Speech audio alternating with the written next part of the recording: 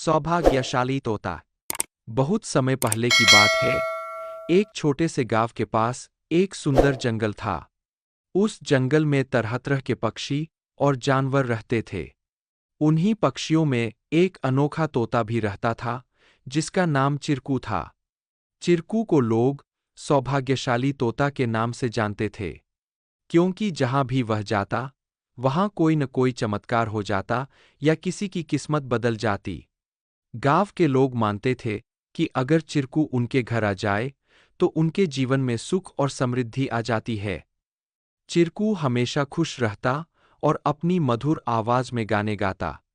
लोग उसे फल और अनाज खिलाते और उसकी भलाई की कामना करते थे। चिरकू भी गांव के लोगों से बहुत प्यार करता था और जहां भी जाता, खुशियां बांटता।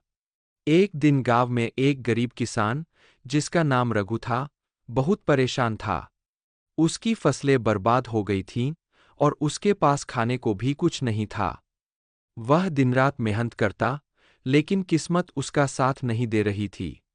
एक दिन रघु ने गांव के लोगों से चिरकू के बारे में सुना और सोचा कि शायद यह सौभाग्यशाली तोता उसकी भी मदद कर सकता है।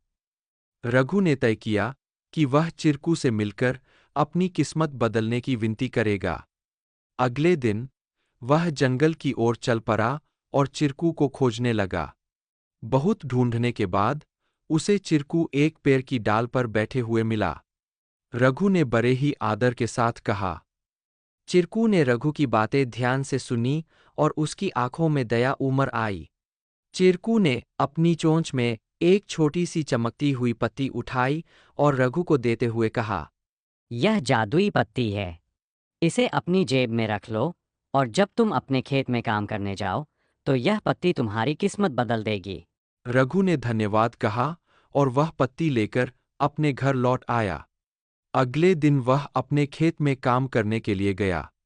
जैसे ही उसने खेत में जुताई शुरू की, अचानक से बारिश होने लगी। उसकी सूखी जमीन हरी भरी हो गई और थोड़े ही समय में उसकी फसलें लहलहा उठीं। रघु की मेहनत सफल हुई और उसकी किस्मत सच में बदल गई। अब रघु के पास भरपूर अनाज था और वह फिर से खुशहाल जीवन जीने लगा।